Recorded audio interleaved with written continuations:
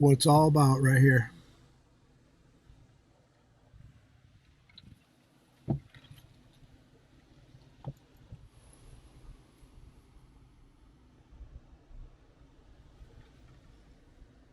God bless America. What do you think, Nugget? What do you think, Nudge? Nugget likes it here. So do I.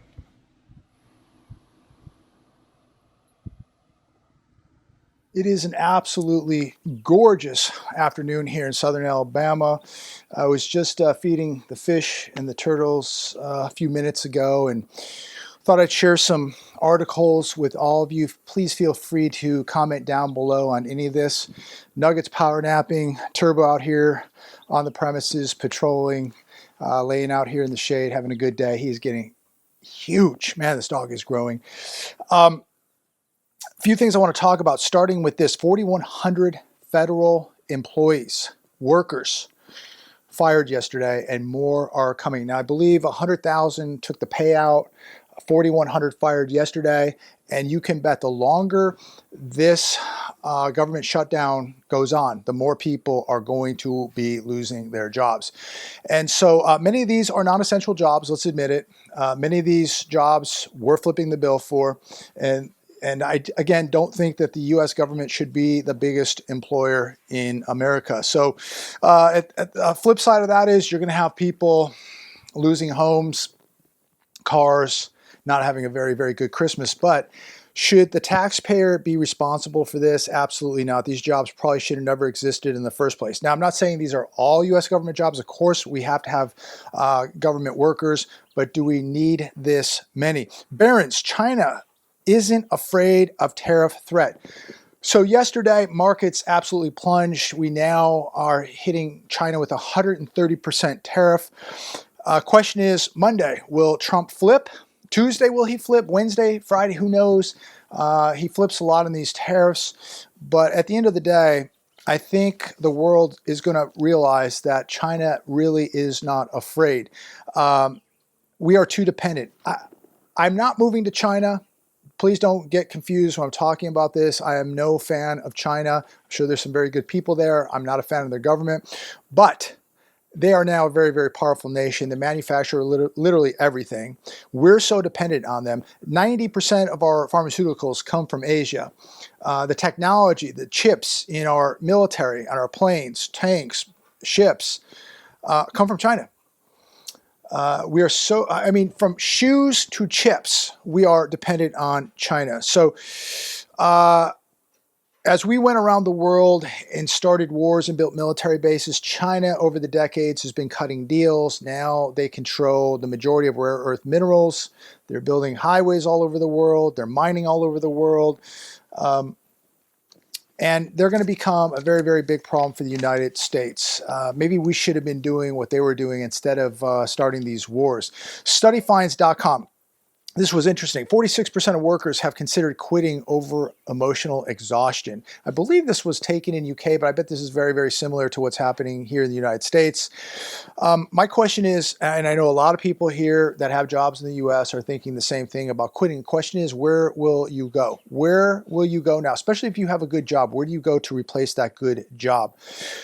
One thing I will say that I've observed here in the United States, especially in California, is we are flooded with emotionally unbalanced, unstable people now in the United States of America. And as things get worse, these people will become more unstable. And remember that medicine that a lot of people now need to take to stay somewhat balanced, it's coming from China. What happens if China says, hey, you know what? We don't like what you're doing to us. We don't like these tariffs. We're going to start cutting off the supply of pharmaceuticals to America.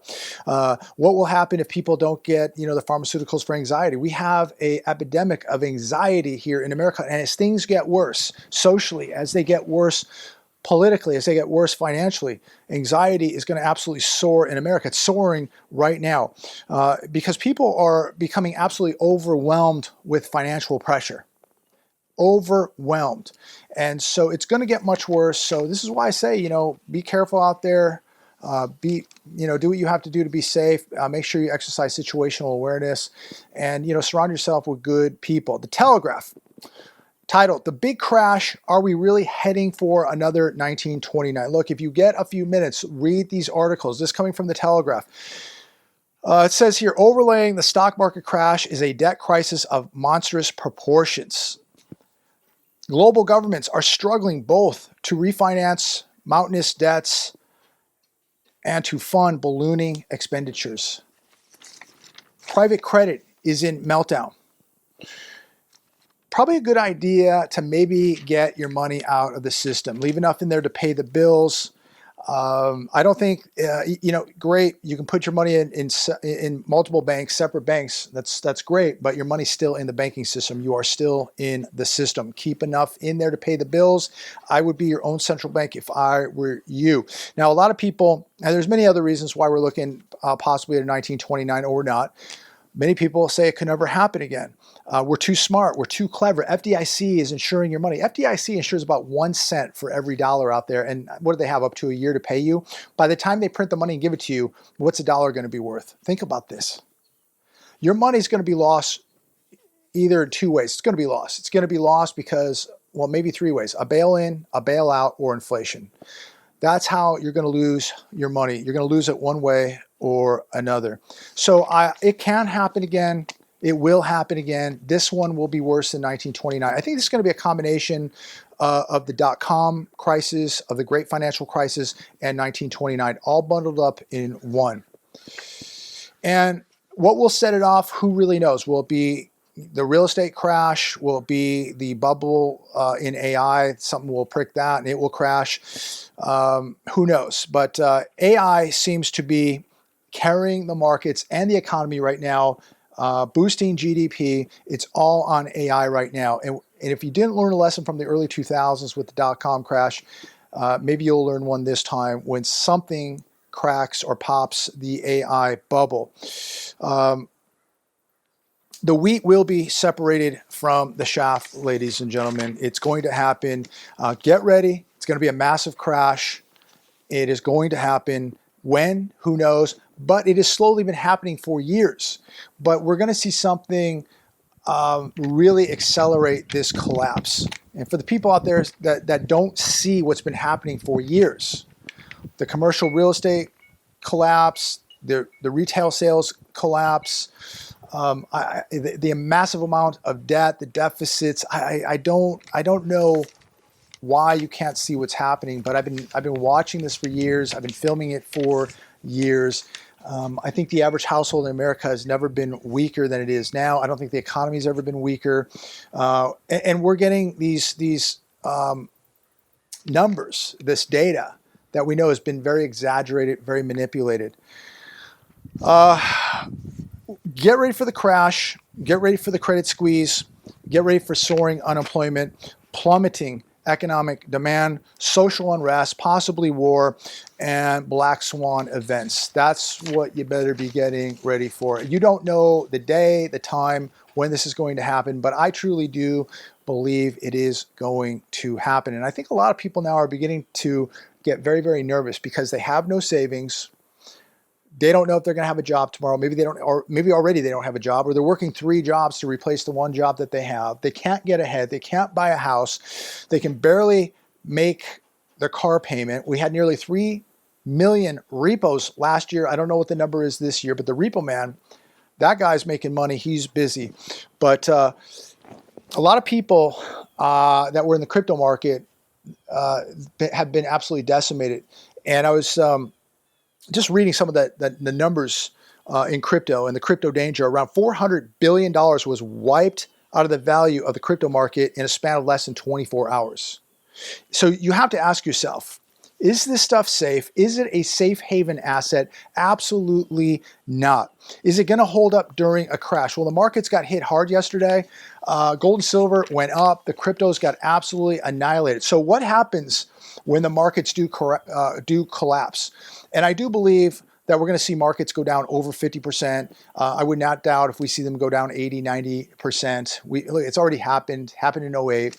What would it do to cryptos? Do you think cryptos are going to survive this? Do you think they're going to go up? Do you think they're really a safe haven asset?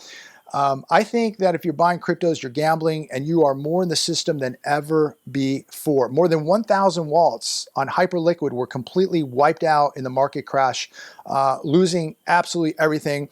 205 wallets lost over $1 million. 1,070 wallets lost over $100,000. 6,300 wallets are in the red with a combined loss exceeding $1.3 billion. This is one bad day, ladies and gentlemen.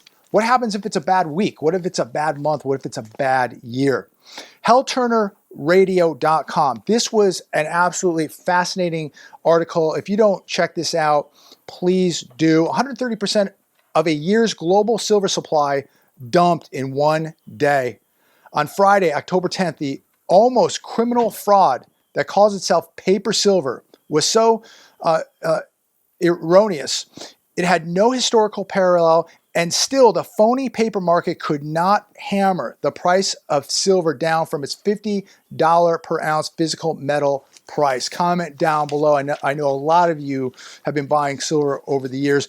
Dumping 130% of a full year's silver mining output from the entire world still couldn't manipulate the price of actual silver metal lower.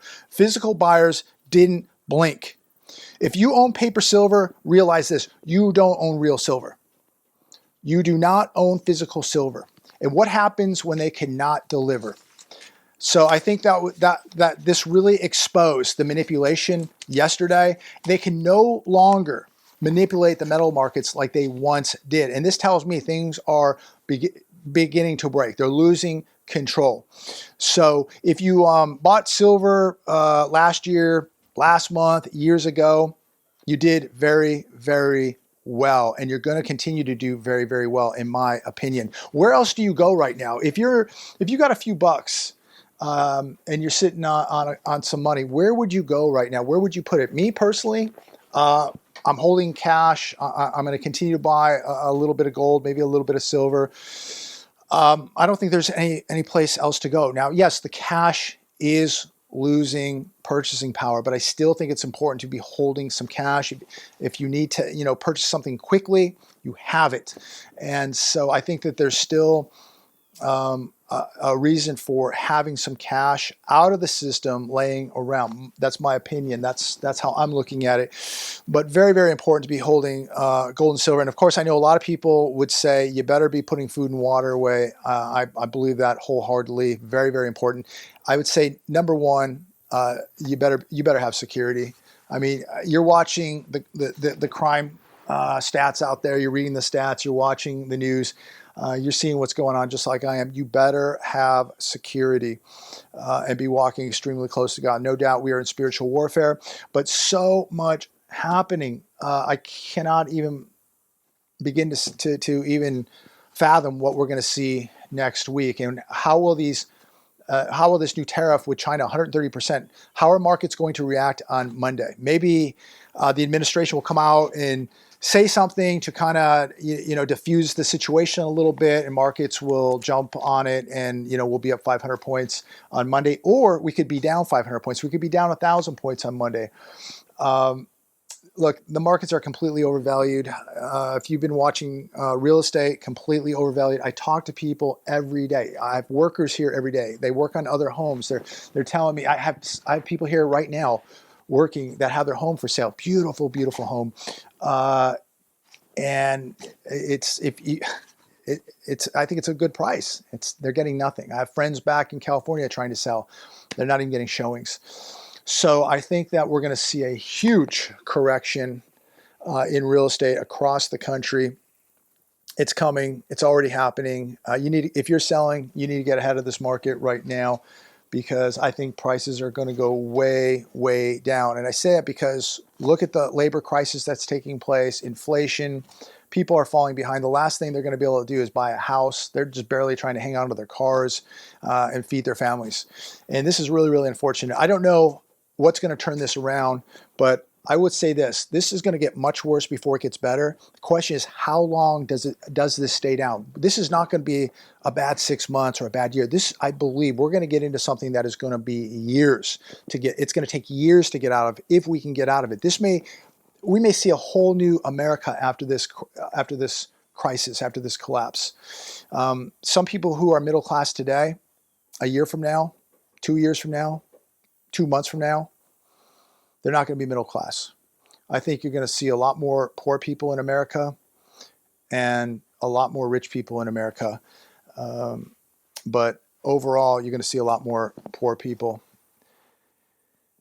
It's going to be a different world, ladies and gentlemen. Unfortunately, I don't know. I pray for America. I pray for the people. If we all pray for this country, maybe a miracle will happen. Maybe there's a way out of this. But if we don't do something quick, we're spending way too much money. We are a bankrupt nation. Anybody that says we're not, they're fools. We are a bankrupt nation. You cannot owe this kind of money. It can never be paid back. So you have to default. And then what happens to the US dollar? I mean, we have never been in this place before, and it's scary. And we're in the maybe second inning of this whole thing. It's going to get really, really bad. So be careful. I'm going to leave it there today. God bless every one of you. Thanks for tuning in. Coming to you from Southern Alabama. Please like, share, and subscribe. Make sure you subscribe. Share these videos. And pray for America. Take care.